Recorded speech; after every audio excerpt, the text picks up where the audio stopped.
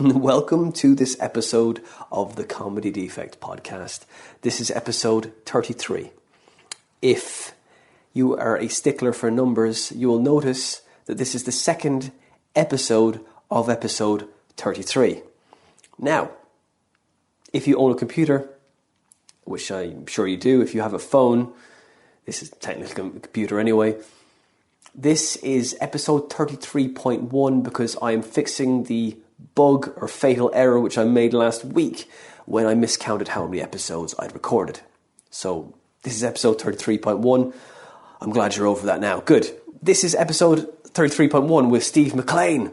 Steve has got a Fringe show which he's taking back up to the Fringe 2017 called Are You Really Being Served? Go check it out. A very funny guy. Steve has some wise words for comedians. Talk about being responsible about your comedy. Punching up, not punching down. He's also in a sitcom with Sarah Mills, which was written by Miranda Kane. I did some gigs with Miranda Kane at the Edinburgh Fringe a couple of years ago. She's a lovely person as well. I wish her all the best when that is being released. And that is being released on Amazon, and it's called Slaving Away. I'm looking forward to seeing that. It's on Amazon. It's called Slaving Away. It's going to be released in the next couple of months. Go check that out. If you like this podcast, you want to follow us on Twitter, we're there at The Comedy Defect. If you want to follow me, it's at Winter Phonander. And if you like this podcast and you want to donate, you can find us on Patreon. Just go to Patreon, type in The Comedy Defect Podcast, and you can donate as much or as little as you want. But if you can't kick something back to us, just leave us a nice review on iTunes or Podbean, wherever you get your podcasts, because it really helps. It tells everyone where we are and what we're doing and what we're all about. Yeah, do that. Helps. Have a couple of nice comments or join the Facebook group, which is The Comedy Defect Podcast. Go find that on Facebook. Like the page. I'm also doing the Guinness Encyclopedia jokes on Twitter, Encyclopedic Jokes at Guinness Jokes. Going to be doing that soon. What else is going on? Well, I'm the only one that's well in my house at the moment. Everyone around me is ill. And I feel it coming on now because I've jinxed it. Yes, it's coming. The tiredness, the despair. It might just not be a flu. It might be something else. But we'll think about that a bit deeper and maybe form a problem around that. If you want to come see me live, I'm doing some Edinburgh previews for my upcoming show called It's Not Just for Christmas. That's a working title. The show is changing. It's forming into something else. There's some stuff in there that's really strong, and there's some stuff in there that really needs some work. But I need you guys there, so come see me live. The dates for that are on my website, which is winterphonander.com.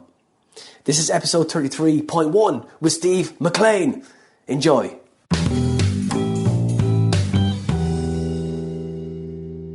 Steve McLean, welcome to the Comedy Defect. How you doing, mate? I'm not bad, thank you very much for having me in Optimus Prime's colon. You're welcome. I've never seen it that way before. We're lucky guys. So what is that? What is the side door then? Is that just like a access point? Yeah, I guess he's had an operation. Oh, maybe he just got real kinky with it all.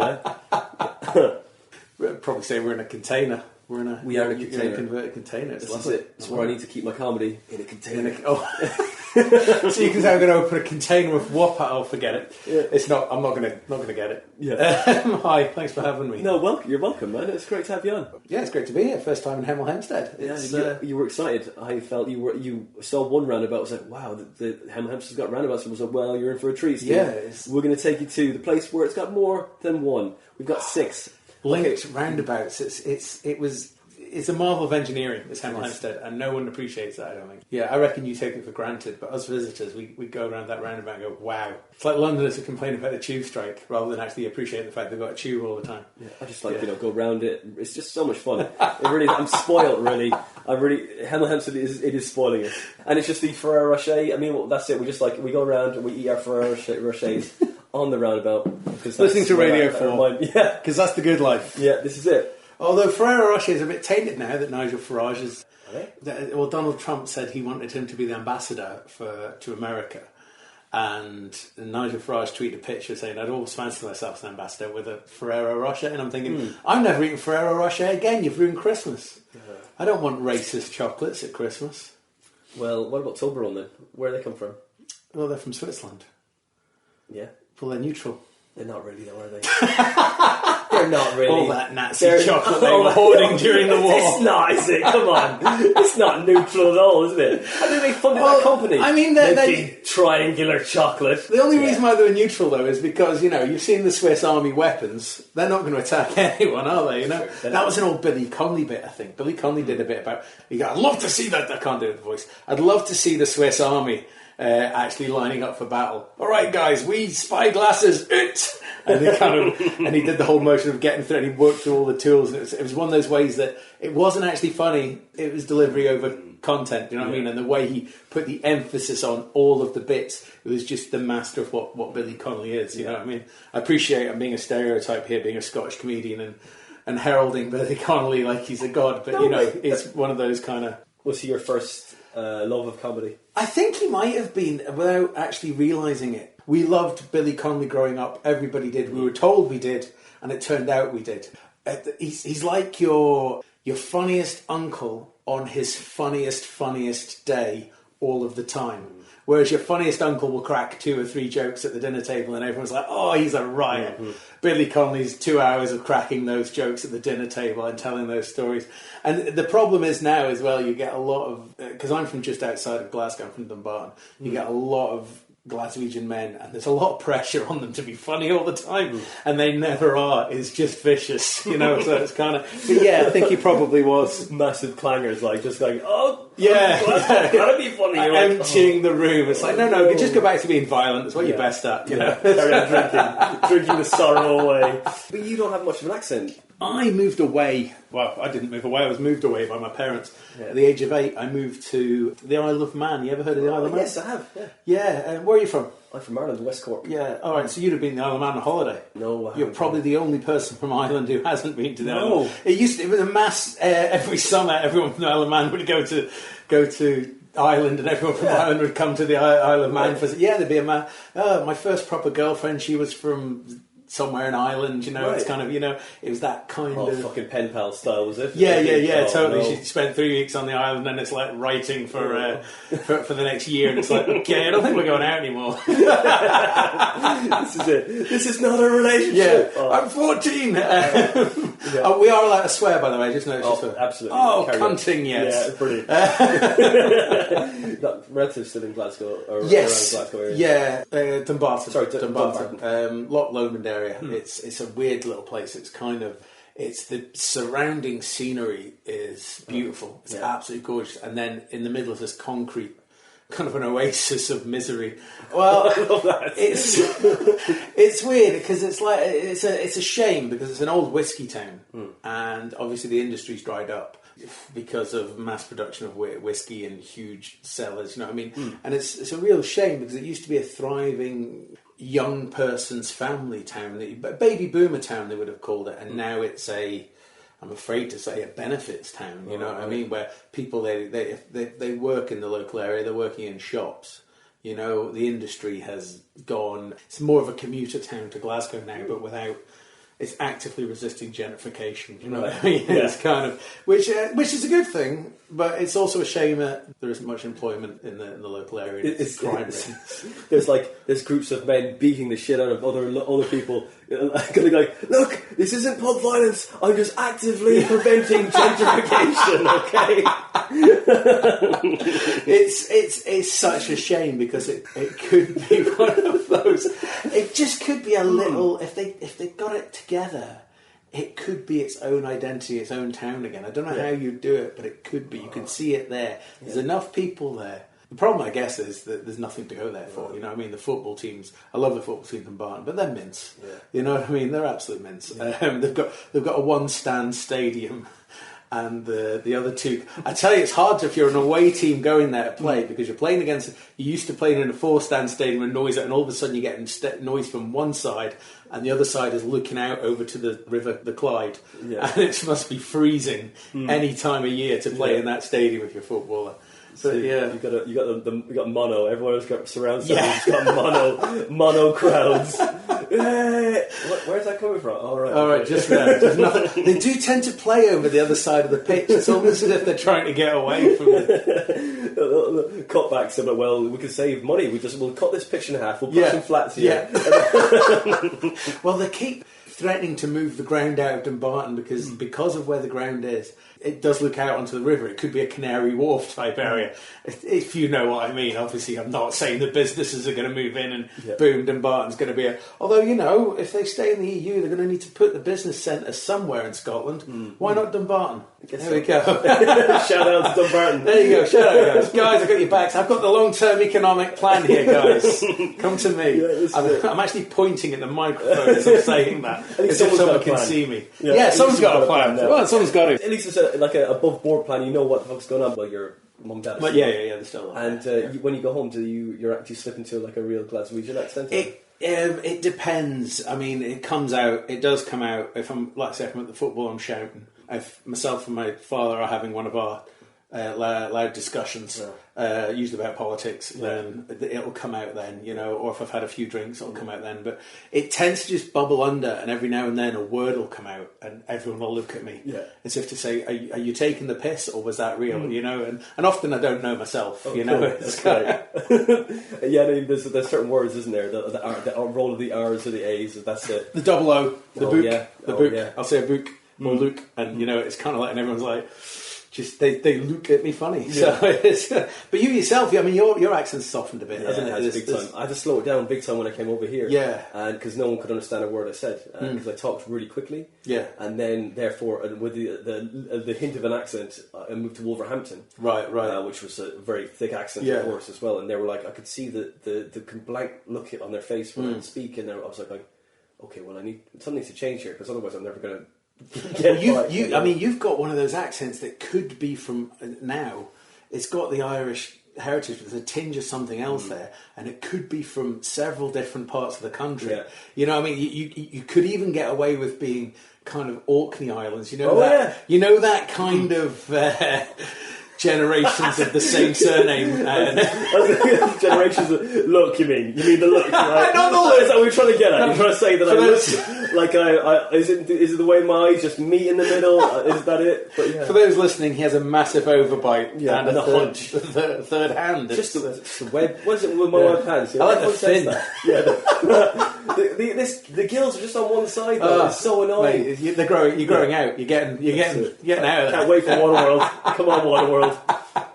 The world has risen by about 5 degrees. You're going to be all right. Yeah. What were we talking about? We're talking about Billy Connolly there. Yeah. We got to Gills. Yeah, I mean, Connolly's probably my first, at least, introduction to comedy. So it became a bit of a shock, actually, when I mean, because I think we're the same. How old are you? Someone 36. Okay, I'm a good bit older than you. And I just look the same age. Yeah, you should weathered. Oh, keep the compliments coming. Oh, let's say I look young. Let's say I look young and you don't look weathered. Well, that's a compliment. Yeah, you will live in a container. How young you look, Steve, today. Thanks, man. But yeah, I was really shocked.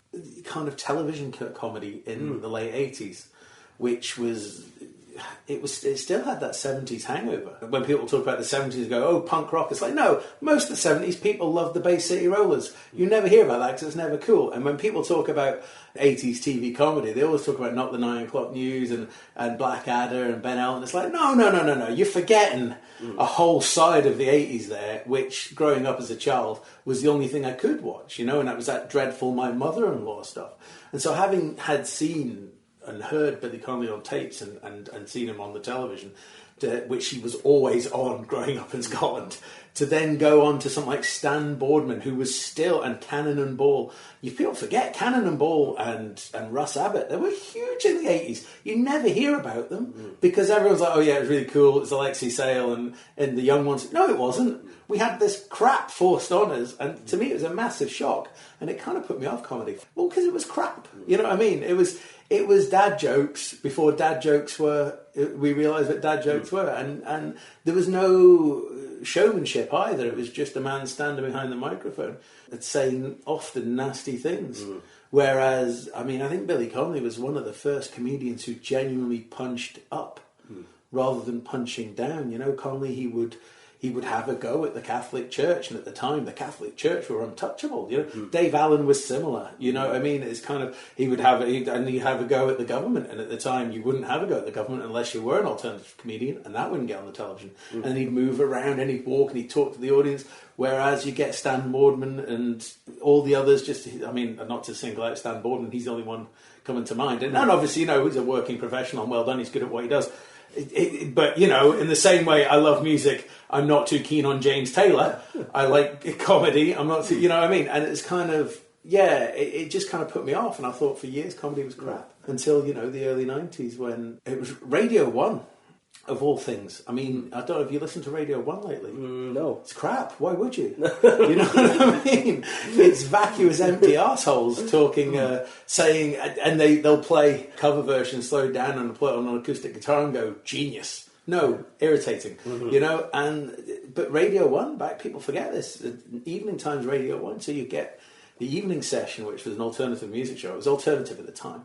And they'd play guitar bands and they'd play hip-hop and it was great. You get sessions. And then between 8 and 10 p.m, you would get 2 hours of comedy on Radio 1. And that was amazing. So Mel and Sue, Collins and McConey, Lee and Herring, Simon Munnery had his own show, all these guys. And this was like, wow, this is amazing, And then you get Mark Radcliffe and Mark Riley on the Graveyard Shift. And again, another 2 hours of music and comedy and film reviews. And Radio 1 used to be the internet before the internet. But, it was where you found out about the director's cut of a certain film being released in a certain on Mark Kermode's slot on Mark Radcliffe. I formed a lifelong love of John Hegley because of that show, and that's what eventually led me going into stand-up, was because I went through performance poetry and eventually into stand-up. So, I mean, I think Radio 1, when it used to be good, it was amazing because they're saying that it doesn't attract the youth now.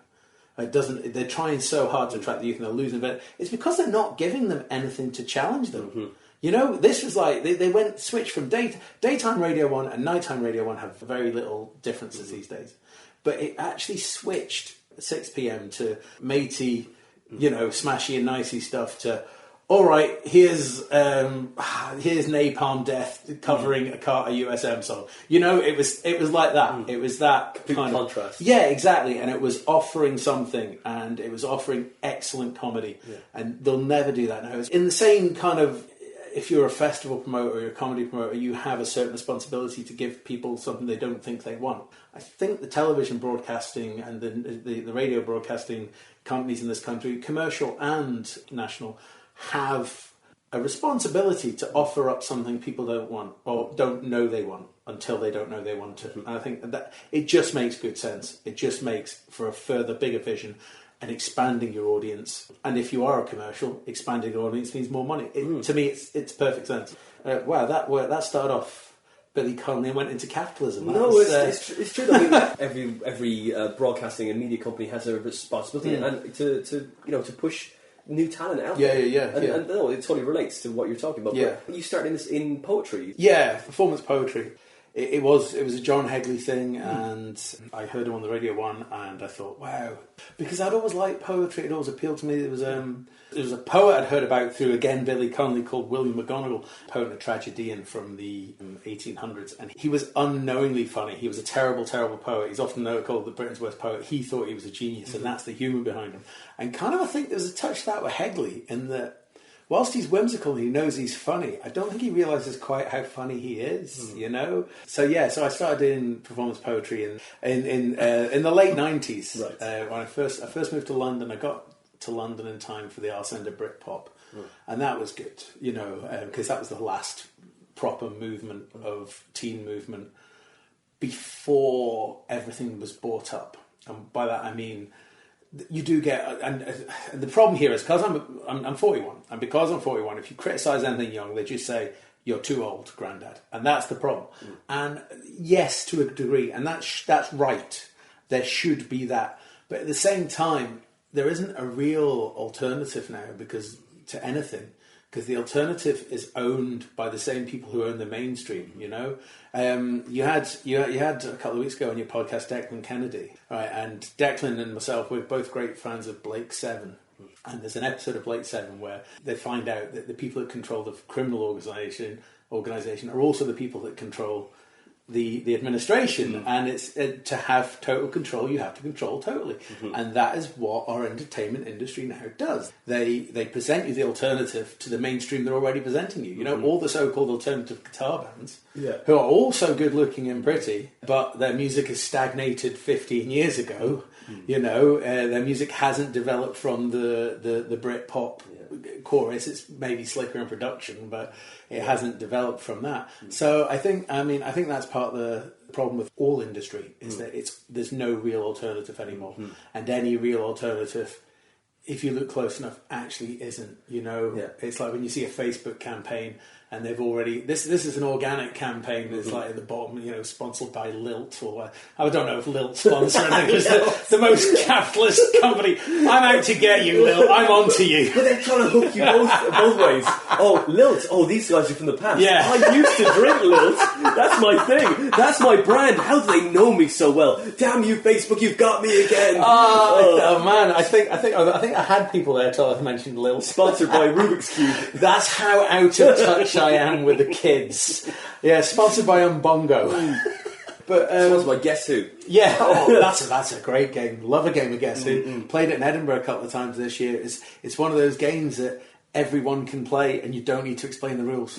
For a comedian who is, you know, having a small mental breakdown, you don't want to be thinking about your entertainment. You want to be switching off. So Guess Who and Connect 4 are two of my Edinburgh Fringe favourite games. Yeah, every media company is monopolising the market now, and it's like basically like you're saying with everything. And they can go, oh, look, even if someone's saying their shit, yeah, you're right, they're shit, we own them, but look at these guys. It's pretty depressing, really. Yeah. They'll crush, everyone gets crushed, right? I'm going to crush you, but hey, we'll make sure everyone watches you, these guys get crushed. Yeah. Then we'll direct you from that media sensation over to this thing over here that we've just, you know, resurrected or whatever it is. You know, constantly being redirected, and you have no real control about it, do you, really? Comedy's the same. I get frustrated with the industry. I don't like the industry part of the industry because everyone's screaming for diversity in the industry.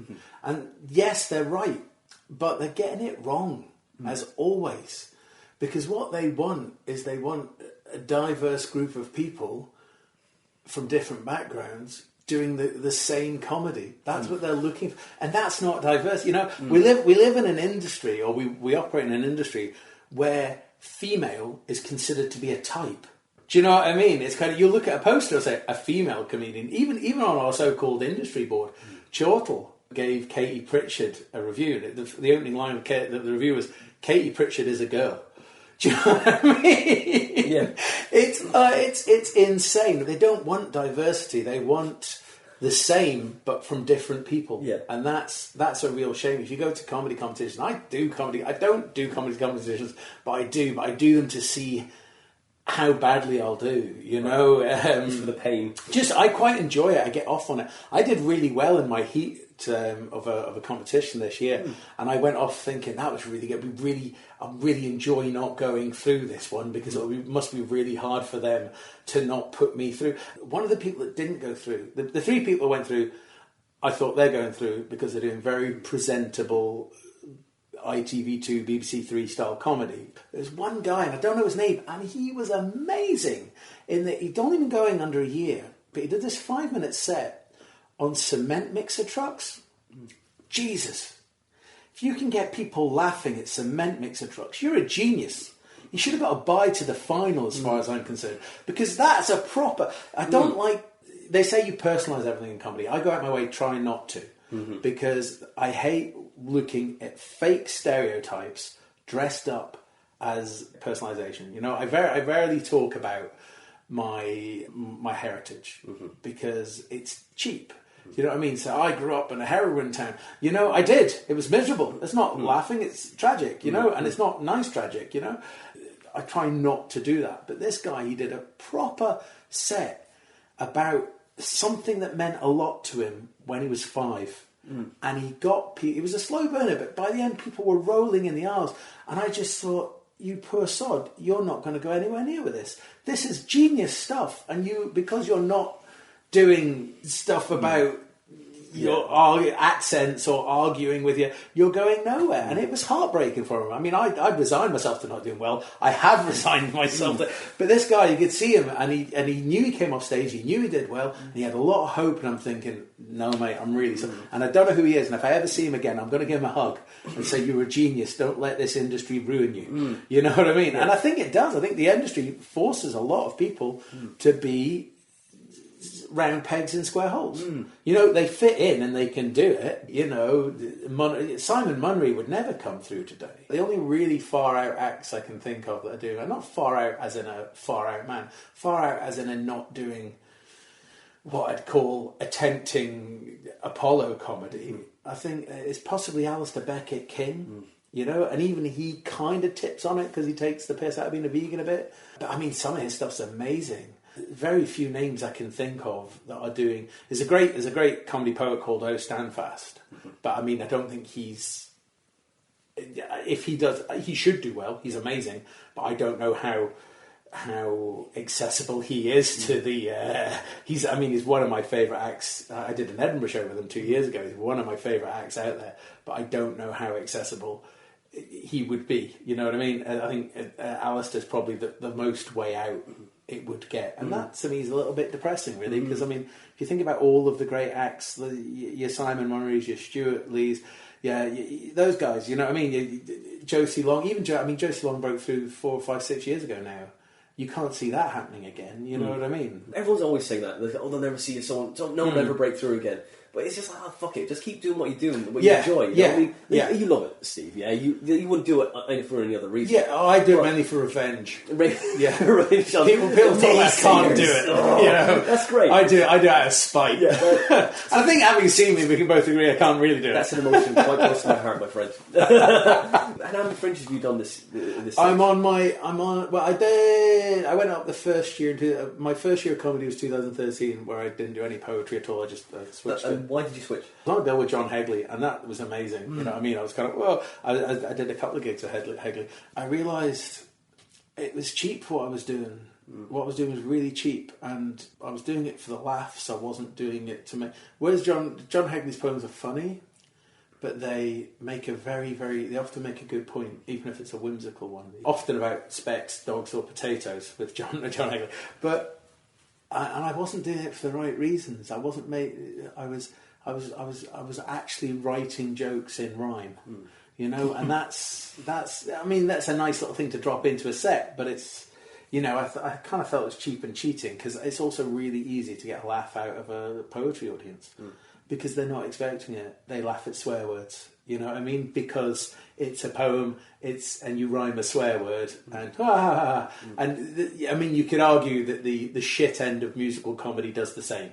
You know, and having been at the shit end of musical comedy, I would say that's the case. You know what I mean? I used to have a song about anal sex, and it got a laugh, not because it was funny, because I had everyone singing anal sex. You know, that's not funny. So when you're starting out, you take what you can get. Of course. So I realised I was getting bigger laughs between the poems as well.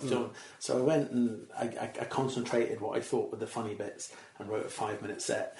And I went to my first gig was at Jesters in Farringdon venue. Do you remember that one? Yeah, downstairs. And your breath, even in April, you could see your breath, and it was so cold. But its bonus thing was it had a proper comedy wall. It had a proper Seinfeld wall, didn't it? And you felt, this is proper real. Break. You know, I mean, the whole audience was other acts, but it had a proper wall. And, you know, if you got your photograph taken there, it looked real. True. So, I went there and I tanked. I got one laugh out of the whole 5 minutes. And I put that laugh to the top of the show, rewrote the rest of the set, and I got 2 laughs. And I got my first 5 minutes by just throwing shit at the fan on what people laughed at. I didn't have anything. I didn't have anything to say. I just tried to make them laugh. I always knew in my mind that the first thing first is getting something I can fall back on so I can try things. That was always... I think I'd read enough about comedy to know that to have certain amounts in the bank so that I could spread my wings, as it were. So that sounds really pretentious, because for about 6 months, I was just going around shouting "Oh yeah" at the audience. So it's kind of really. I mean, for people who haven't seen me or listened to this, thinking he sounds like a thinker. I'm not. I'm not one of the wordy guys. I buy. I'm looking at the thing and I buy my shopping and show it to you and say, "Isn't this ridiculous?" That's what I do these days. So that's what made me kind of switch over. I was starting to get paid stuff in poetry quite regularly. And it was going well because if you've got a bit of stage presence in that environment, you tend to do okay. Because there are a lot of people with good poems who don't know how to deliver them. You know, there's a lot of people with rubbish poems that can deliver them. So I had rubbish poems and I could deliver them. I went to Jesters on that same night with people I'm still friends with to this day. We didn't realise we were on the same night then. We didn't meet then, but we realised that it's a kind of Gary Shaw who isn't in comedy anymore. He's an absolute... Well, he does the odd bit here and there, you know, but he's one of those guys that... A lovely, lovely man who, if I ever threw the towel in, I'd still stay friends with him, you know. And also on the bill was Alex Martini, who I gig with loads now because I do lots with his night the We Are Funny project are probably where I do most of my new material. You know, it's a really nice warm environment, so I go down there to try out new stuff. It's important to have a place where you feel at home. You need a home venue when you're trying out new stuff. That's why you see lots of big pros going back to little nights that they've been to or before they made it because they feel at home, and if it gets a laugh here, it could be worth developing. If it doesn't get a laugh here, they're quite honest with me. You know what I mean? So Place you trust. Yeah, but and I think if you want to just throw shit at the fan, as I do, because I still don't know how to write jokes. I don't know any structure. I've not learned anything. I've just thrown shit at the fan and built up material that way. You know what I mean? There doesn't seem to be a rhyme or reason. No. I think everyone who's seen me would agree. I'm more character-based than I am humour-based. You know what I mean? It's all about a big imposing guy on stage going, "Ah!" You know, it's about 6 minutes in before you realise I haven't actually told a joke. You know what I mean? Great energy. Huge energy. I've had that. That is one of those second-hand, double backhanded compliments. Great energy, great good work, great energy. Thank you. You're going home going, what's that? Yeah. Hang on a second. Fuck them. The other one I like, and you get it, and it's awful when you get it from a crowd member. You're very brave. Totally. You're very brave. Oh, that's just a kick in the teeth, isn't it? That's it. Could do what you do, whatever it is you do up there. Yeah. Oh, it was entertaining. Well, Tony Law does it best. I love Tony Law. Tony Law is probably my favourite act, good or bad. I love it when he does well, and I love it when he does badly. Because when he does badly, people just look at him quizzical, and I'm wetting myself at the people. But he does it amazing. He goes on stage and he will just bring energy, and you're not sure, and then halfway through he'll reference himself and goes, "Well, what's going on? I don't know. I'm enjoying him, I think." You know what I mean? It's kind of that, and that's what I'm kind of striving for. That kind of self-awareness, but obviously not. I mean, don't copy Tony Law. You're on a fucking hiding to nothing. You know what I mean? For a start, his mind works on a different level to the rest of humanity, let alone, you know. But that kind of energy and drive and stage presence is what I would like. If I look back and go, I got that. That's, you know, I mean, you know, I'm penniless, I'm broke, I'm a heroin addict, but hey, man. Look at my stage presence. I've got all this. I got all this now. I live in a bin. Oscar the Grouch. I am now Oscar the Grouch. Miserable off stage, on stage, amazing. I'm just the happiest guy ever. You went to the Fringe this year. That's how many Fringe shows have I done? Yeah, how many Fringe shows have you done? Well, yeah, so 2013 I went up and did spots at various places, and then 2014 I did a split show. Really good show that myself, O Standfast, who I mentioned, Faye Tracy, and do you know a guy called Harry Scott Moncrief? No. He is beautiful. I mean, you know, he's nuts. And I realised early on in this show that this was actually where I cut my MC chops, and I realised early on because I was just a guy going, "Ugh!" We were going to get a split, and MC is a different one every day, and I thought, no. I'm on a bill here with 3 very unique acts, and I'm just being a comedian if I am that. This bill is really strong, and me being on it weakens it. Do you know what I mean? Because you had O Standfast doing his crazy word shouty stuff. You had Faye Tracy doing butternut squash musical comedy.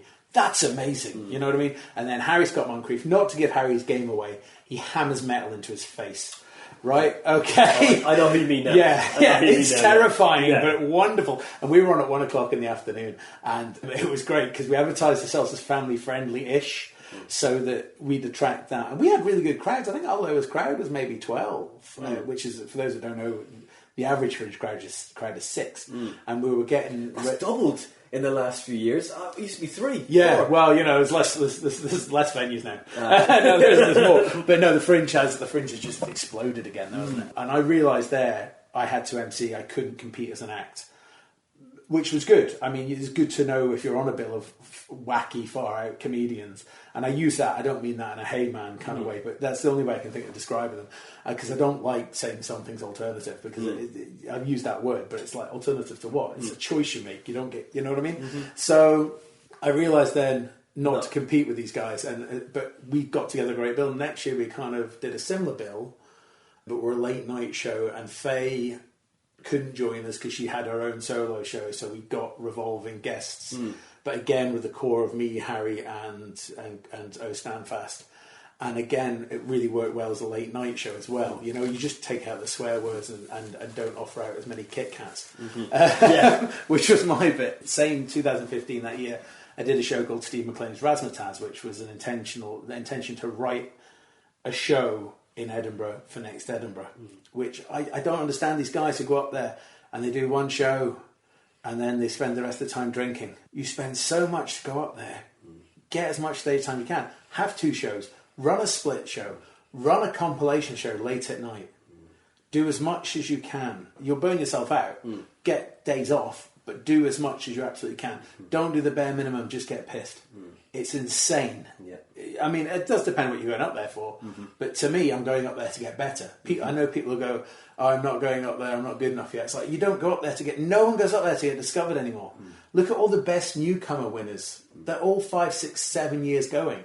There's no such thing as a newcomer in Edinburgh. Sophie Hagen won it last year.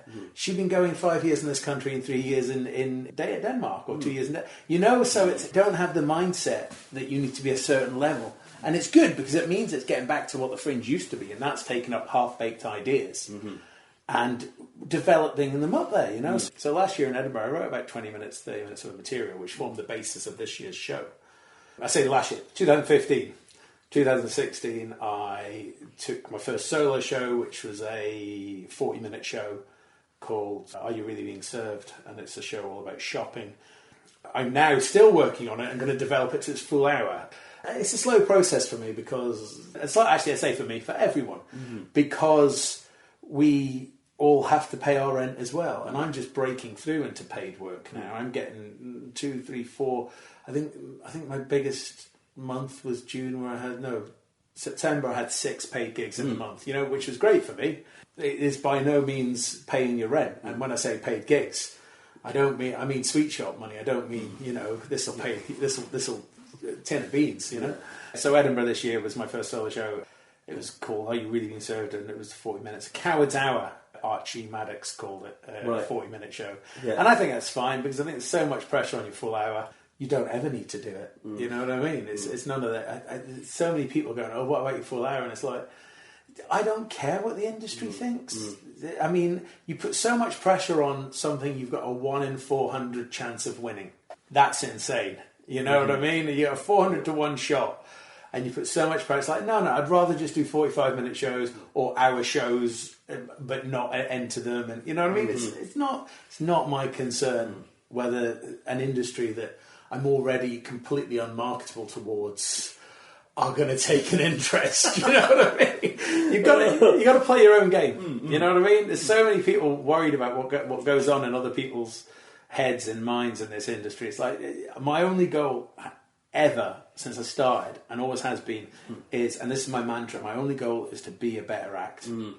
And if I ever stop being what I consider to be a better act in maybe 6 months, years, kind of, I will stop. Yeah. If I hit what I consider to be a wall, and this is good I'm getting, and I'll never I mean, fortunately, I'm still quite low down the ladder, so there's a lot of room for development. If I get to a stage where I'm 3 rungs up this imaginary ladder, and it's like I'm 3 rungs up for 4 or 5 years, I think that's time to stop, isn't it? You know what I mean? I think your only goal, and this should be everyone's only goal, to be a better act, and anything else that comes with that, but just enjoy your own stage. And you took your first solo show. Yeah, I've done 3 Edinburghs, 5 shows. Right. 5 shows over 3 years. Are you being served? Are you really being served? Are you really being served, right? Yeah. And you had fun with it when we took it up there? It did so well. It was such a good, fun show. I mean, and I'm doing the speech marks here, you can't see it, guys, but my material is really just an excuse for me being on stage. Yeah. I realised this about 2 years ago. It's just an excuse for me to be up there. I could have a piece of shit in my hand, and that's my reason for going on stage. Now, there's a bad side to that in that it'll never make me that slick, marketable comedian the world wants. But on the other side, I get so much freedom to do what I want on stage, You can be the best comic that you can be. Yeah. I mean, it's like everything. It's relative to who you are. Yeah. So you can put everything of you into it rather than just I'm just going to do this thing that will get me to that other place. What I think that they want, that a lot of people are trying to do. Yeah. Rather, you've got to just break down all these layers that are you. You're finding out something about you as well as doing the thing that you love. I tell you who does that really well. David McIver?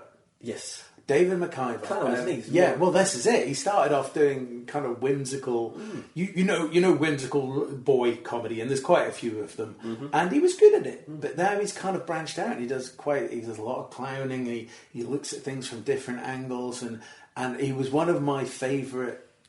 He's not a discovery because I knew him, but in Edinburgh this year, he was one of my wow, David, you are nailing it. You are doing what you want to do, and you are doing it well. Those are the 2 hurdles, I think. Do what you want to do, and then the second hurdle is do it well. His stage presence is amazing as well, that he's on stage and he's instantly likeable. That's half the battle as well. Very true. Yeah. He's a lovely guy off stage as well. Yeah. He's the nicest fella. Yeah. I remember doing a clown course with him ages ago now. Yeah. Oh, I didn't like a clown course myself, but we could see all these people coming into this course going, they looked like clowns. Even before they'd done anything, I'm like, these guys are clowns. I am not a fucking David, clown. you say you look like a clown, mate. You're going to take that. But I was like, and so I was like, well, he's got big shoes. You can't ever catch me. Yeah. You hear him coming. Totally. Just give himself away,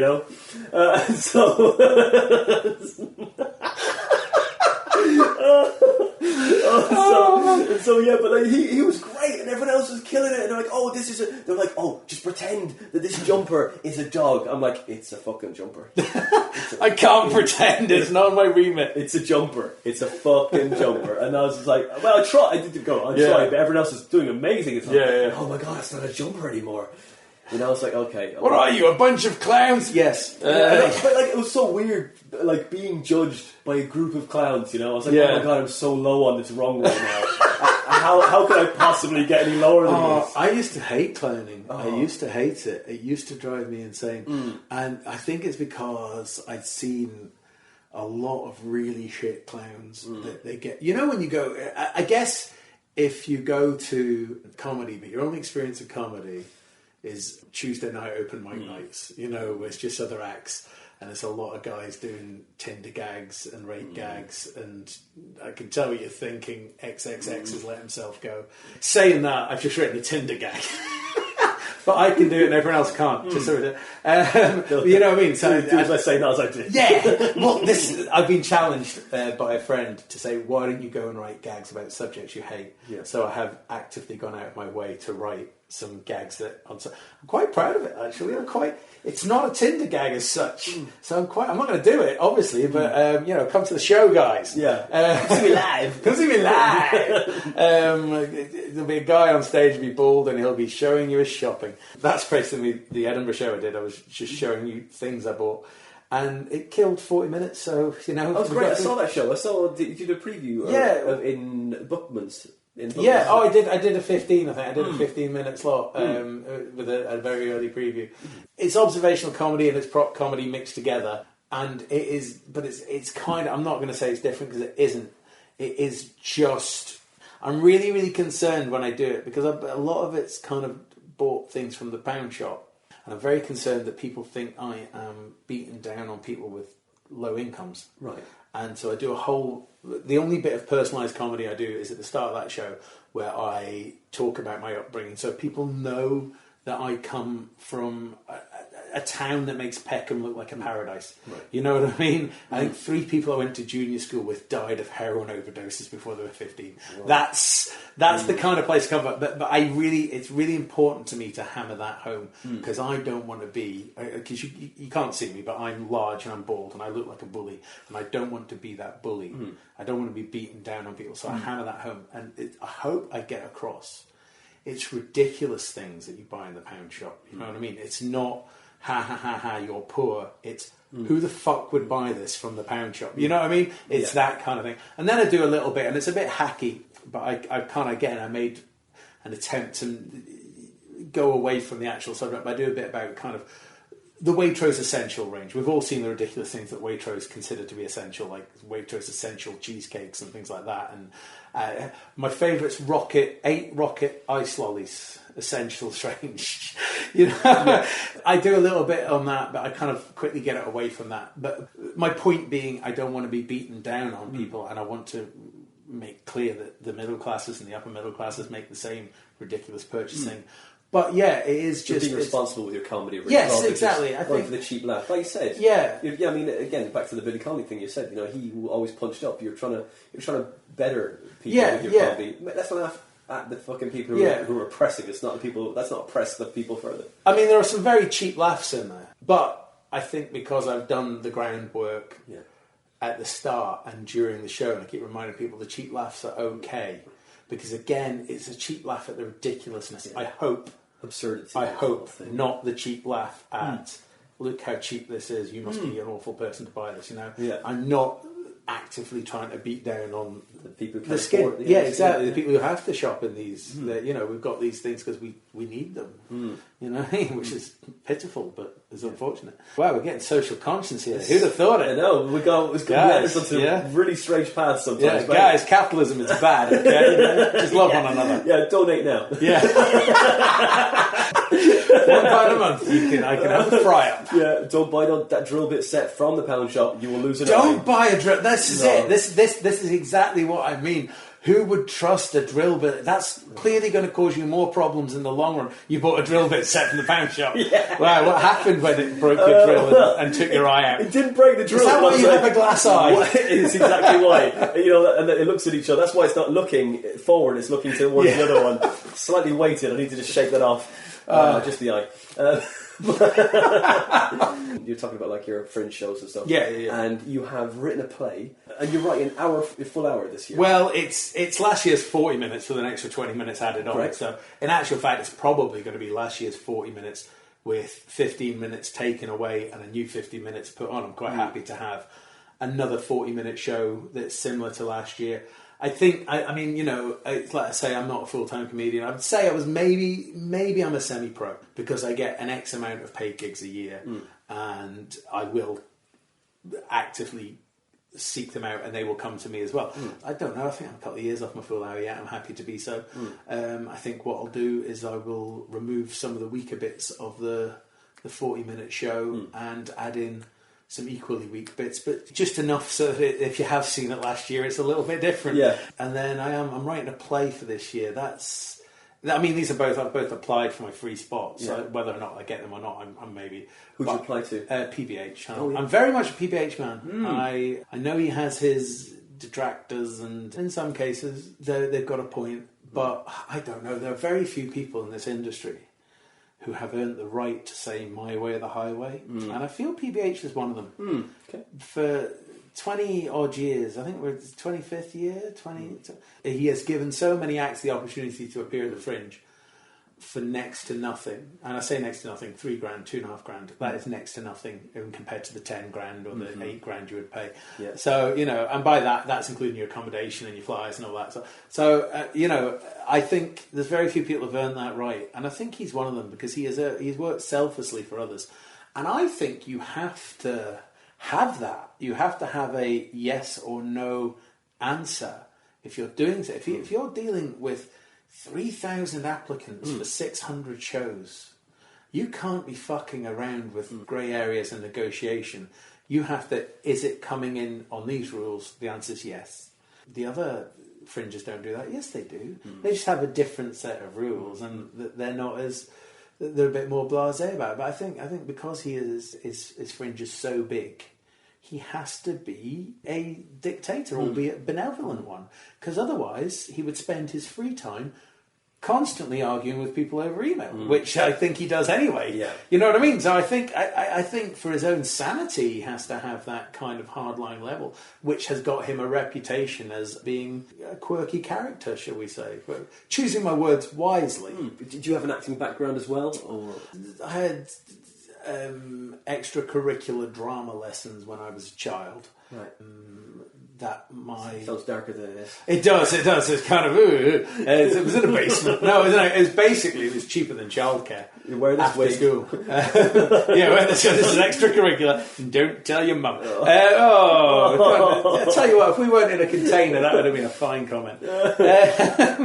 It was basically cheaper than childcare for my parents, so they sent me to these acting lessons on 2 or 3 nights a week. It was good fun, but I didn't retain a single bit of it. And then I did a couple of acting courses in my 20s and then again in my 30s. So, and then I do bits and bobs of extra work and as in background artist, and I've been in a couple of sketches. And one thing I do is really, really good for, I'd recommend this to any stand-up. I do murder mystery dinners.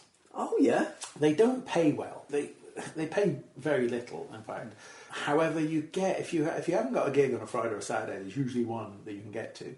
They've often got people who've dropped out. There's a story, not a script, and you get 2.5 hours of improvisation, which doesn't cost you anything. You know what I mean? It's kind of, and where do you get 2.5? It's straight improvisation, but then at the same time, it's what you make it. I often play it funny, and for that alone, those kind of stretching your wings and keeping, and I'll maybe do 2 a month. Yeah. Just if I've got a slow month, 2 months the most I'll do. Again, like I say, 2.5 hours of improvisation around a script, interacting with other characters, and it's paid, albeit not very well, and you get a dinner. So I'd recommend that to any stand-up. Get into that. They're always looking for good people who a decent meal. Can eat. You can get a decent meal and a couple of quid in your pocket for a decent meal the next day. Yeah, and if you haven't got, I don't sign up to many, but what I do is I wait until they have a dropout and say, you're free for this one, and I'll pick it up if I don't have a gig. So I do have a bit of a, not an actor background, but it's always been flirting with the drama side, you know what I mean? So improv, have you done improv levels as well? Or? Yes, I've done bits and bobs of improv over the years. I've done a couple of one-day courses recently just to brush up. So We Are Funny, I've been running. The only problem I found is there's too many people of different levels.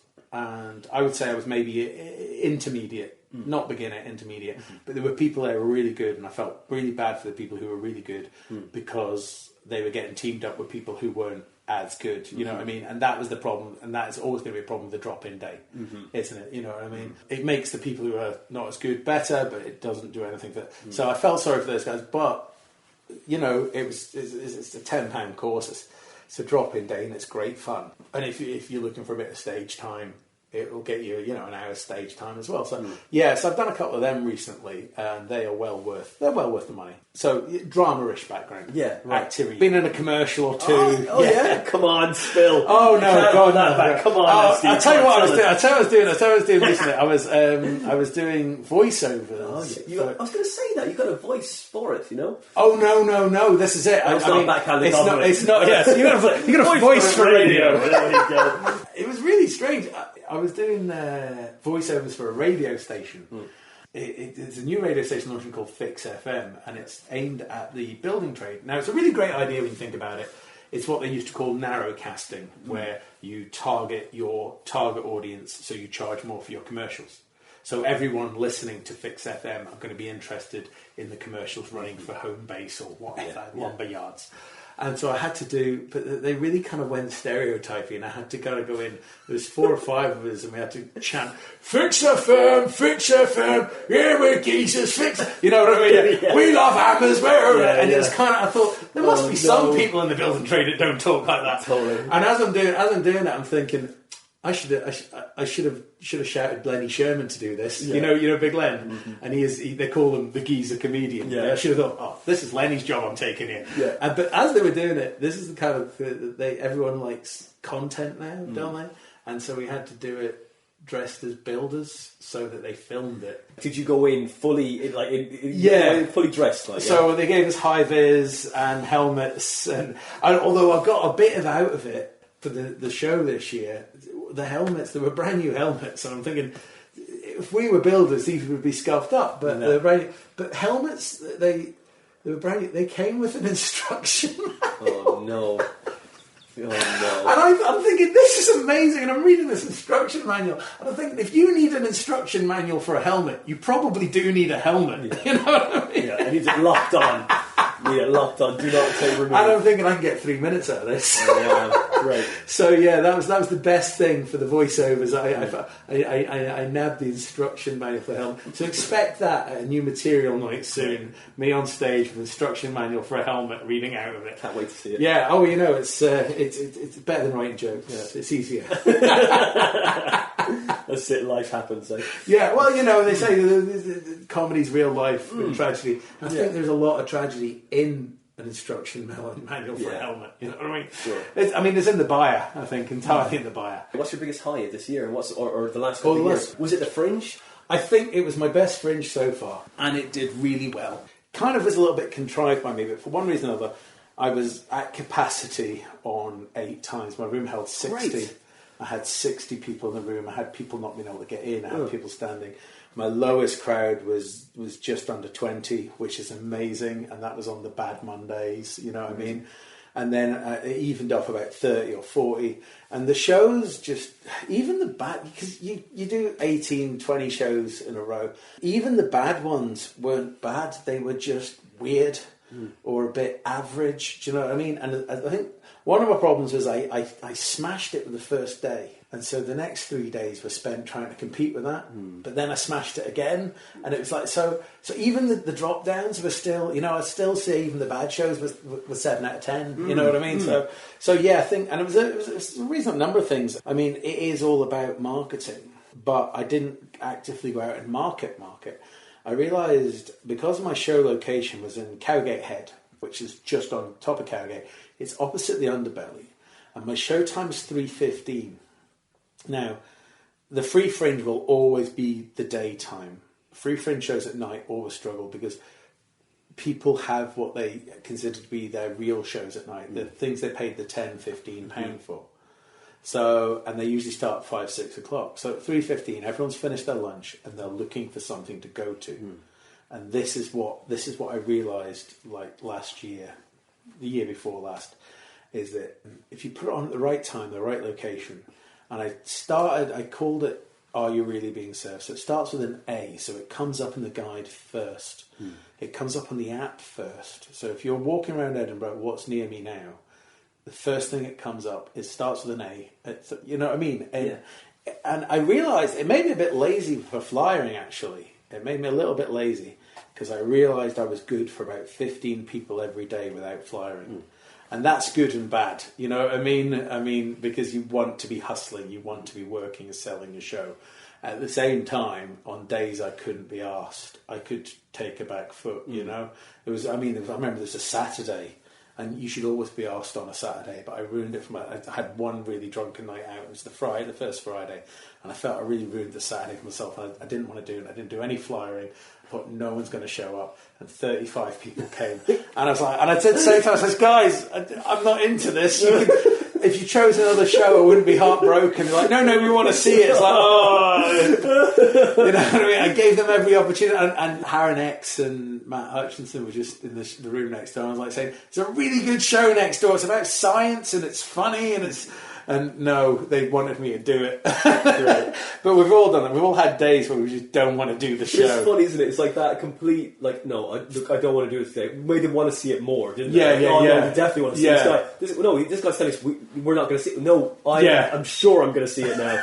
if you don't do it, I'm coming back tomorrow. I'm bringing everyone. Because you've got to, I mean, you say that's one of the terms and conditions with PBH is, if there's one person in the room, you've got to do the show. I agree, because they've come all their way and it's bad for branding. But if there is a low crowd, and there wasn't this year, but there has been, I've always given them the option saying it's not a big crowd, it's up to you if we go ahead. And if they vote to go ahead, we do it. You know what I mean? And if it is only one person, Bridget Christie does a bit about that. I don't know if it's true or not, but she said she only had one person in her show.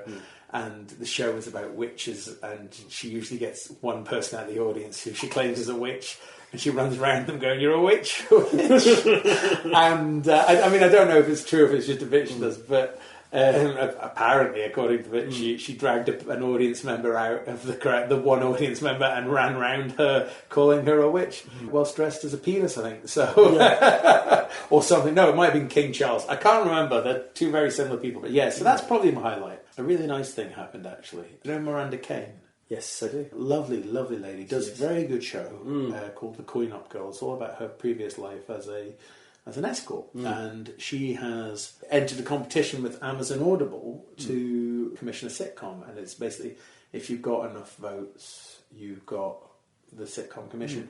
And she cast me in the pilot. And that was great. And it was good fun. And also in the pilot was Hugh Dennis. Right. He was in it. And so that goes on the Amazon Audible. And sure enough, it gets commissioned. It wins the vote and it gets commissioned. So then they hire us back to reprise the character over 6 episodes, and that's great. And it's not gone out yet. I think it goes out at the end of this month, and I'm really looking forward to it, because I think it's going to be really good. Let me know. Let me know when it's come out, man. Just tag me into that post you're going to put up. I will do. I mean, Miranda, she's written. It's called Slaving Away, and it's all about her previous life in as an escort. And the dominatrix. I don't know how much of it's true, but it's certainly very funny record. You know what I mean? It has a very kind of, I'd say it has a very modern but carry on feel to it. Do you know what I mean? But in the best possible, just like the early ones that are funny, not the crap ones. So yeah, that's how I felt about it when we were recording it. So I enjoyed that. So that happened this year. So there's been a couple of really good highs on that. Yeah, that's what this scene does, isn't it? But we're on the spit and sawdust scene, and we think of things that are ideal. She thought of me for this part because of, do you know Sarah Mills, musical comedian? No. She's very good. She's very, very good. She's got really good material. Ear-piercing laugh. Sarah fancies me. And yeah, she does. You hear that? You do. Sarah fancies me a lot, and we have a very bickering relationship, friendship, and she thought of both of us for the husband and wife neighbours because of our bickering. That's what the industry does. The spit and sawdust circuit does. It helps you in that way because people will remember. You make friends with people on the circuit, and they kind of go, "Oh, well, I know you so well." You're ideal for that. You know what I mean? It's kind of that's happened to me with gigs a few times where they have. I mean, because I'm quite a big character, and they had quite a few people said, "I've got a regular audience, a lovely audience, they're very sedate. Will you come and do the opening to pick them up?" And I won't do amazingly well, but I know that. I know I'm cannon fodder. I can do well as cannon fodder. My energy's big. I get laughs. I'm good at working the room, and it allows the next acts to kind of go in a bit. I often find when there's a weaker MC, I'll be an opening act for them, and I'm fine with that. That's great. I mean, it's great. You set the night up for everyone. Yeah. What I need. I've seen you gig, and I've seen you. You're just like. You have a MC joy with you on stage anyway, and a warmth, and you're like, yeah, let's go, guys. This come on board. They're already on board because you're like, this is going on. I've got nothing. No, it's great. I mean, I saw you that a few times. I've seen you many times actually, but it was like you just have that energy and warmth in it. You've MC'd a lot as well. Yeah. So that's it. I learned a long time ago. I wasn't the act to go on stage and be instantly liked. I had to earn it because I'm a large fella with a bald head. I look like I'm going to kick off.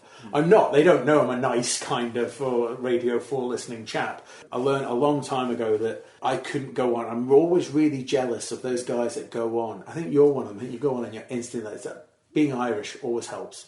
You go on, people like the accent, you're warm, you're friendly, you know what I mean? Yeah, but the thing is with me, I've always worked against that, Steve. Yeah. On the outside, I'm sure that's how it appears, but inside, I'm the complete opposite. I'm one of the bad Irish from the 80s. I'm like, but I never see myself as that. You know, it's like you know, ugliness goes to the bone, my friend. That's what it is. But if people see that, I'm happy. I'm like, wow. Now you've just given me an idea. Now they actually like me when I go on stage. Now I never thought that. I was like, oh, they must hate me. You're likable.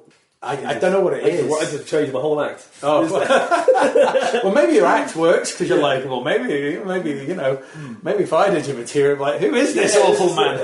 Maybe. That's it. We'll swap around. We'll do swapsies. There's a few of them. There's a few acts that go on stage and are really, really likable, and I'm really jealous of them. All of it. Rosie Holt is one. Do you know Rosie Holt? Love Rosie. Great comedian, and she walks on stage and she has a kind of a confident vulnerability that you want her to do well.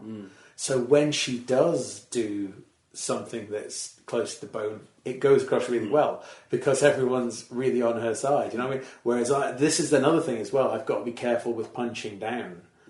Is if I say something that's meant to be ironic and not punching down.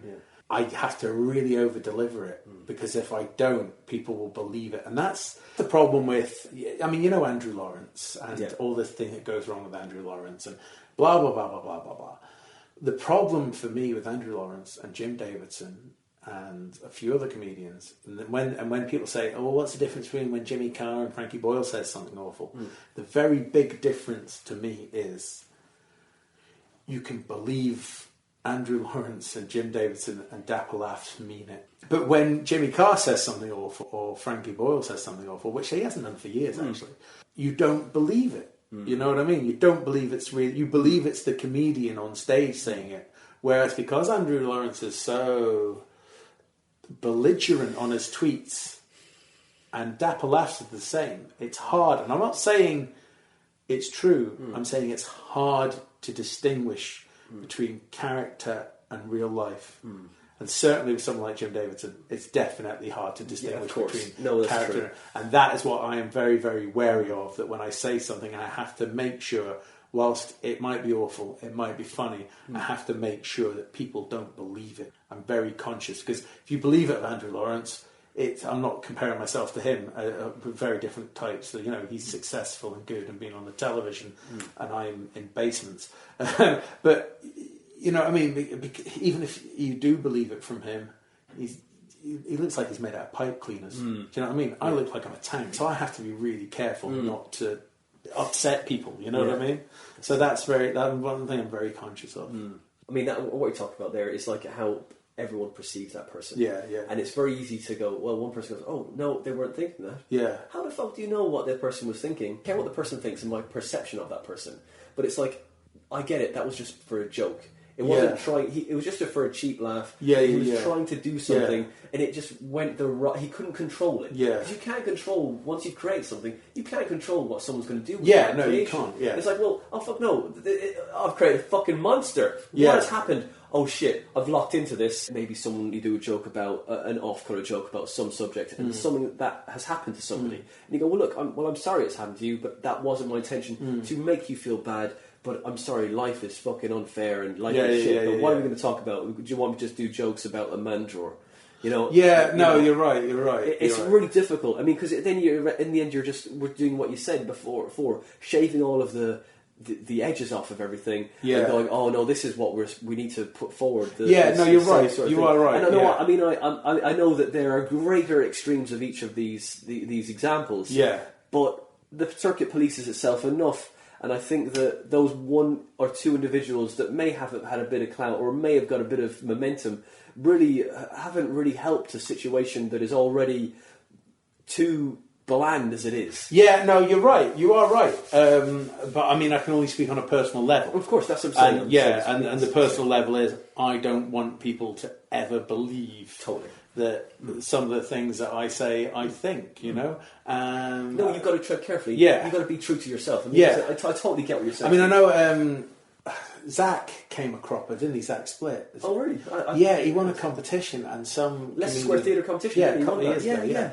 As his character LJ DeFunk, and someone went online, and I can't remember who it was, but he's a more established comedian than Zach. He went online and he said, "This character, I saw this character. It's racist. I can't believe it's one of them." And it's like, you clearly haven't got the joke, but it's like what we're saying is you can't police people's perception.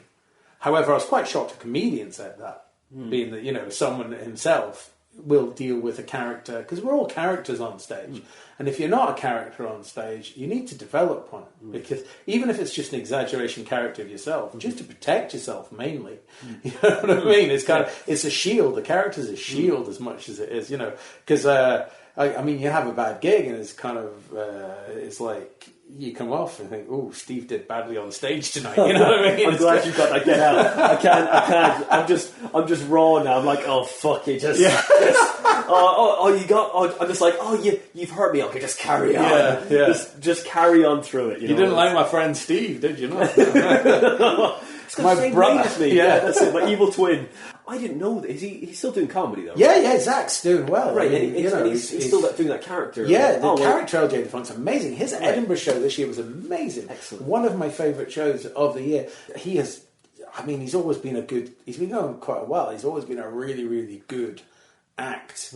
And then the LJ DeFont character, which came in a couple of years ago, he's just been developing and developing. You know, when you learn a second language, you have to think in that language. I think he now thinks in character, right, which is the sign of a great character, because it means you have the onion level, legal kind of peel the onion, and he could answer questions about the character's history and character. I think that's the sign of a really good character. It's not made up on base level stereotypes. It's made up of a very good personality, you know what I mean? He's got depth now, and exactly. You see the world through those eyes. Exactly. It's a great show. If he does it in London, go and see it. Or Hemel Hempstead. It's it's well worth your time. What's your lowest low of the last couple of years then? My last couple. Oh man, this is just going to get into me slagging off acts, isn't it? You don't have to. It could be you. I'll do it, because I do like saying it, and also the people will be sick of me saying this now. Right. But I think it was last year. God, I hope it was No, it was 2015. So it was a couple of years ago now, and I'm still bitter about it. Right, so I'm not going to name his name, okay? But he's an erratic promoter at best, who used to run a night in Covent Garden, is now running a night in Leicester Square. Now, everyone who knows everyone will probably work out who this is. And he advertised for open spots, and I always thought he didn't like me, which is fine. You don't have to like me. You know what I mean? I'm okay with that. That's the way the world works. There's a lot of people I don't like. And I went down for one of these open spots. I said, "Can I get one of you? I'm trying new bits out." And he went, "Oh, I don't know if I'll get you on." I said, half an hour ago you advertised to say you've got open spots. Yeah, I don't know if I'll get you on. So I said, fair enough. So I said, I'll hang around and see. So I waited for one of these open spots, and it was at the time there was an act who had been accused of stealing material. And it turned out he had been stealing material, you know what I mean? It's kind of...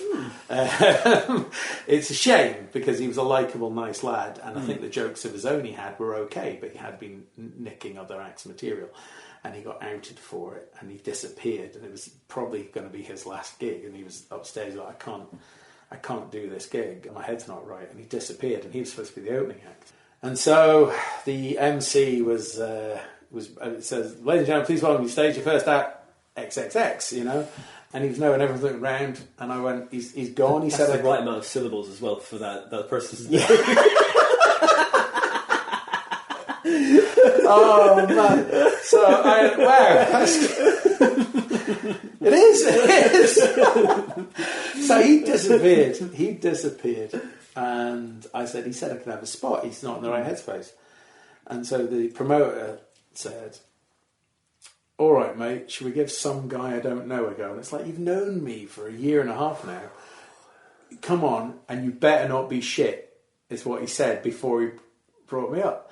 But previous to bringing me up, he had spent about 7 minutes. He'd conned 4 teenage boys into the venue, like 15, 16, on the promise that he'd buy them drinks. He then spent about 5-6 minutes picking on them, saying, which of you's the virgin? Who's the virgin? Point out the virgin. Who's the virgin? Do you know who I'm talking about? Who's the virgin? I know exactly who you're talking about. And eventually one of them cracks and they point out the virgin. He then picks on the virgin for ages, tries to get him to snog a female member of the audience. Then the opening act disappears. Then he says, let's give a guy I don't know a chance. You better not be shit, mate. And I went on stage and I tanked. No! Of course I tanked! No! And that's great. What an opening. I mean, I know. Do you want to start at 0? How about 50 below? How about 50, 100 and below? And then 0? he's at the side of the stage about 4 minutes in. He's doing the cut it motion, going, "You're shit, mate," like that. Oh. And I said, "Well, I think your MC wants his stage back since he was doing so well himself." And I waited to talk to him. I said, "What the fuck was that?" And he went, "This is a professional club." And I says, as a rule, a professional club knows what their opening act is and doesn't con teenagers. So yeah, and that, I mean, that was a couple of years ago now, but that was probably my lowest point because that knocked me for weeks. That really, really set me back. And it's like I'd never experienced hostility from an MC, but I have since. And I'm fine with it now, but I hadn't developed my shield at that point. I'd only been going a year and a half. I hadn't developed the personality I am now wasn't there. Yeah, exactly. Callous. Around the heart. So, and it was like, hang on, it was my first experience of an MC actively not supporting the acts. It's happened since, often at nights where they're new nights where people don't know what they're. But this guy had been going a good few years, and I've told that story to a couple of people, and I've heard similar stories back. And I know I even told it to a pro. And he said, "Yeah, I will never gig for that man." But I mean, there's lots of stories like that floating around. But that's mine. And we've all got a Martin Besserman story. You know, as well. It's not Martin Besserman, by the way. We've all got a story about Martin Besserman getting your name wrong and things like that. And I love Martin to bits. But I wish he'd write the names on a bit of a hand. You know what I mean? And not in a colour that he can't see, because those rooms they're quite dimly lit. Yeah, no, I love my. I emceed his New Year's Eve gig, and that was a great laugh. I mean, it was oversold. It was small, and you couldn't get to the buffet. They promised, but it was a great laugh. Yeah, I mean, he's brought me on stage with Simon McNeil. Steve Mc whatever, you know what I mean? It's kind of, and bless him, it's just like and then I'll go on stage and I'll talk for about 3 minutes about how my name isn't what it is. You know, it's kind of. I mean, we've all got stories like that with our favourite promoters, but I mean, this one that I had in 2015 in Covent Garden was just. It was just a punch in the kidneys. Do you know what I mean? And it was I can't do this anymore. I can't. It was one of those, and I saw John Long MC'd me a couple of days later, and he goes, "You're shot." He says, "Your MC, your nerves are gone." He says, "You're the least confident I've ever." You know, bless John for actually having the decency to tell me what I knew, because you know sometimes you like people to recognise your failings, and I said, "I know." I says, "I'm really," and I told the story to him. He says, he says, "Yeah, that guy's." Flunker. Yeah. Yeah. So, well, you know, there's a lot of flunkers out there. There really are a lot, you know, and that is the problem. But most of this is it though. There's a lot of flunkers, and most of them are likable. You know, I mean, they have something likable about them, and that's what stops you from really being angry, because you can always go, you've trussed me up a kipper here, but bless you. Yeah. Whereas this guy. There's nothing likable. You know what I mean? I don't find it. He's one of these guys. I think he's got into comedy to hit on the audience. That seems to be his prime motivation, and it's just. I mean, I know everyone slags off Inky Jones. I've never met the guy. He might be lovely. I don't take anyone else's opinion on it, but I can't imagine. But he strikes me as that kind of similar character that everyone talks to Inky about. You know what I mean? Because you know, if you're listening, Inky, sure you are. Doesn't miss a podcast. So I did Red Raw. You know Red Raw in Glasgow. So if you apply for your Red Raw dates, you get 3 dates. You get Glasgow. If you don't live in the area, you get Glasgow. You get Edinburgh, Glasgow, Newcastle. And I'm not going to be a big head by saying I delivered on every single one. Right. I smashed it. My Glasgow one, I got 3 applause breaks. Great. Edinburgh one was even better, and the Newcastle one. I ran on a bit at a time, but he was letting me go because I was doing well. And, I got applause breaks every single one. The Glasgow's memorable because it's free ones. In fact, the Glasgow one is now my demo to send to people. Yeah. But I asked for the feedback, and the feedback I got was, this isn't something we'd look at developing. And I just think, what? An act getting laughs isn't something you look... An act doing better than the headliner isn't something you look... And it's heartbreaking, you know what I mean? It's like, well, what the freaking blinking flip are you looking for? And, don't get me wrong, it's great that they gave me feedback because a lot of people go, yeah, really good, keep trying, mate. They told me straight up, we're not going to develop you. And it's good because it means I don't keep knocking at their door. Yeah. But at the same time, I want to know what you're looking for. And I know what they're looking for. I know I'm too unpredictable and too erratic on stage, which is where a lot of my laughter comes from. They don't want that. They want, like I say, the nice, safe hands. The safe hands. I'm the same. That's the thing. That's exactly the same scenario that I had to begin with when I first started. Yeah. When I first started, I was like, we'll go full time. That was, and I was like, oh, this is the energy that they want. They want to be this big character, and I don't want to be that person who's up there just going meh meh meh meh meh meh meh meh meh meh, and I'm like, go back, and I cannot totally, and I'm like meh meh meh meh meh, and I was like, I can't, and I was like, when I watched that, I know that guy, totally, this guy, and he's so annoying because he gets laughs with it, and I was like, oh no, they want to do this big thing, they want me to just destroy them, and I will bring them, they will come with me, and that was, I was going at it like, I felt like I was going, and I'm listening back to all my gigs in the last 4 years that because I didn't listen to the previous years because I cannot do this, I cannot go that far back, and so I was like, right, and I've been like, oh god, the desperation in my voice, I'm like, oh god, I hate that guy, and as I'm going, it's like, and I'm like, meh, meh, meh, meh, I'm like, do you ever? I mean, have you ever? I've got a couple of gags that if I'm gigging somewhere, I think and this is awful, but if I'm gigging somewhere where I think the people are terrible, and we've all done those gigs, but I've got a couple of gags I use to gauge the audience, and if they laugh at them, I hate them for it. Yeah. You know what I mean? I've got a couple I drop them in, and they're quite cheap, and they're very low rent. Yeah. And don't get me wrong, my material is not at all highbrow. It is very, very cheap, but I hope you're laughing at it for the right reasons. You know what I mean? And you're laughing at the ridiculousness, not you're laughing at the poor people. And this is the thing. And when they laugh, I'll drop in a few early gags, easy ones. Often they'll do well, and I think, oh, I hate you. And I hate me for doing those things. Yeah. But I need that £40. I'm still to Johnny Murphy. I was like, look, you got to go to go up further away and do your gags and whatever. It's like, and then sometimes you take a bag of shit. Sometimes you take what you consider your goal. Yeah. And you go and you know that place is not going to do anything for that. And you're like, oh, but this is so well crafted. But you want this bag of shit. That is just a bag of shit. And that is the. And that's the thing. It's like, I always feel that when that person was going, I always felt that they weren't working hard enough. Yeah, that's what I always felt. Yeah. And I thought, no, and because you see the headliners, they go up there and they're doing their bit, and they're going like, and I maybe I'm just like as paranoid or like I'm being short, but like I was like, these headliners are really tall. Usually, and maybe that's just my mind. They could be tiny, but in my head, they're the industry wants them tall. Yeah, and you'll never break it. God, the glass ceiling is really low for me, but ironically too high. It's a coffee table for those guys. They're just placing their drinks down on my glass ceiling, and I'm looking up like, if only I could get that drink. Oh man! And it's probably a free drink.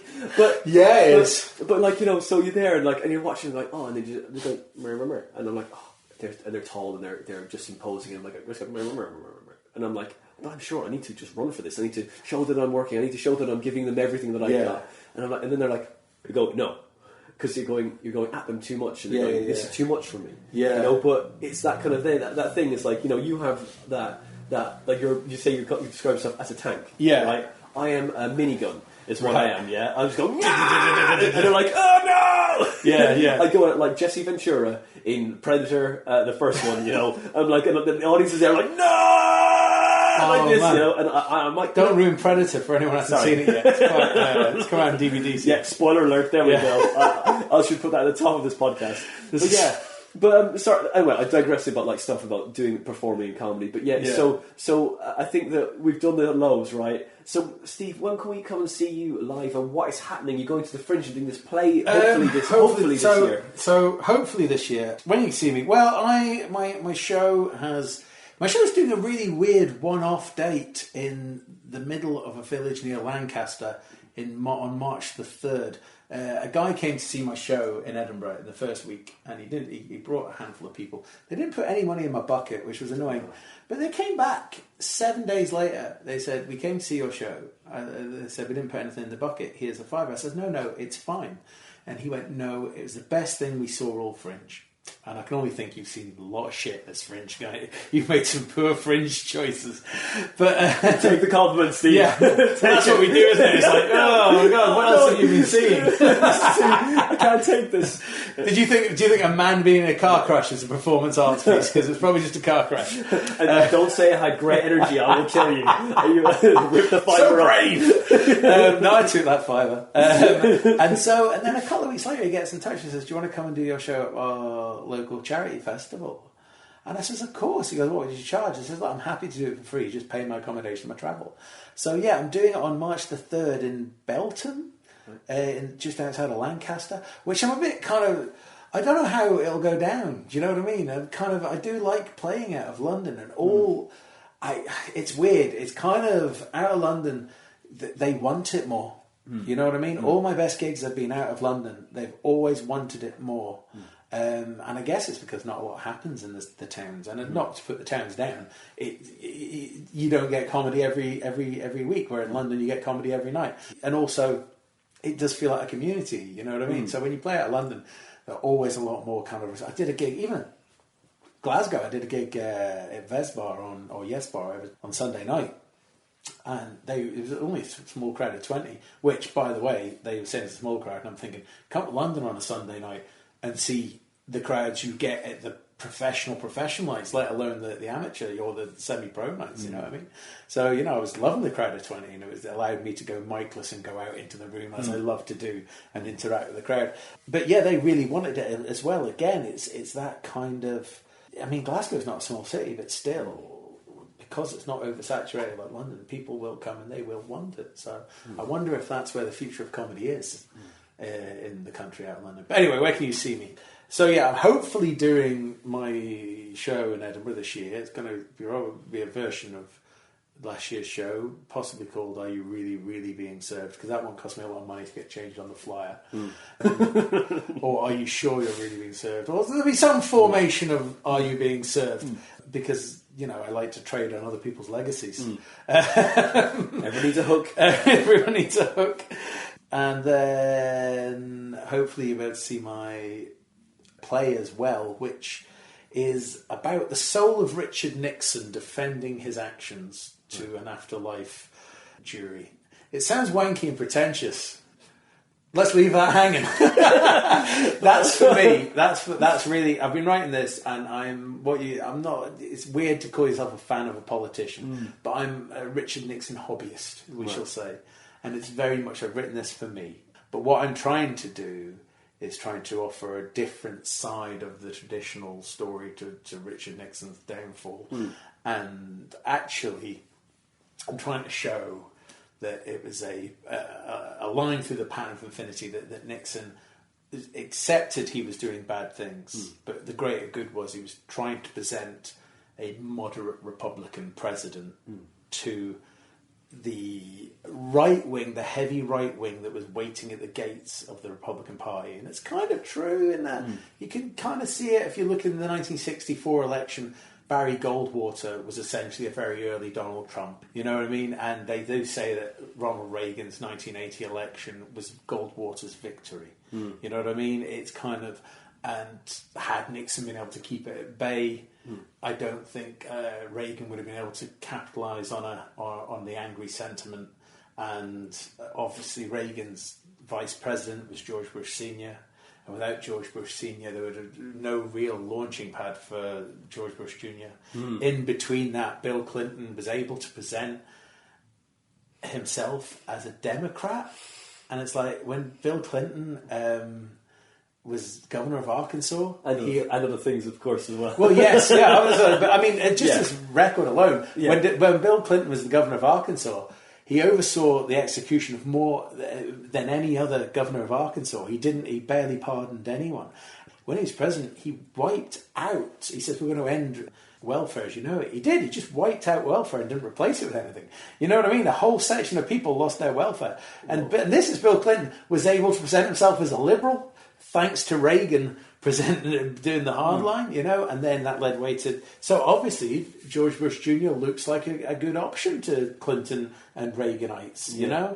And then from Jr., of course, you've got the invasion of Iraq, the destabilization of the whole area, which leads way to ISIS. It leads way to the current situation we've got, which gives way... I mean, Obama, for all his words, hasn't been able to do anything about it because he can't.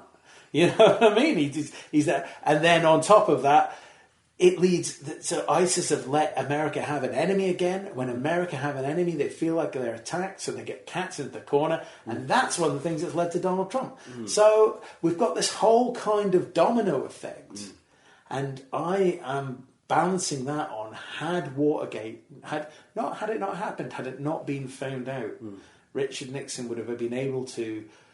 present a moderate Republican Party, a successful Republican Party, to the swing vote. So it's kind of it's more of a plea for my actions were wrong, but here's why.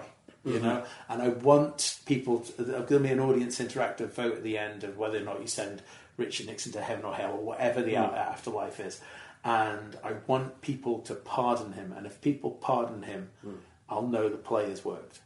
So that's so hopefully if that gets allowed, the submission process for the PBH and all the Free Fringe is all hangs in the balance till about the end of January, doesn't it? You don't really know what you're doing. So, and if I don't get them, then I'll just be crying. We go up anyway. I'll go for the 3 weeks. It's one I don't understand, guys that don't. You just go up for the stage time. People will give you spots. You'll pick up a show when you're up there. The amount of people I know have got there with no show, and someone drops out and says, "Oh, I can do a show there." And okay, it's hard to get an audience in, you're not the guy, but you hustle. You'll learn how to play crowds that aren't yours, and that's great. You learn so much up there. I don't know, these guys that don't do it, never understand it. It's just not worth... I don't know why you want to be an act if you don't want to go up there and do 3 weeks of hard slog, because it proves to promoters as well, you can take the hard times. That's... If you've got a fringe run on your... I mean, I've got 3, but if you've got a fringe run on your comedy CV, a promoter looks at you and goes... You can deal with crap. You can deal with the hard times. You know how to work a crowd. You know what I mean? And that to me is invaluable. You know. Thank you very much. Thank you very much. McLean.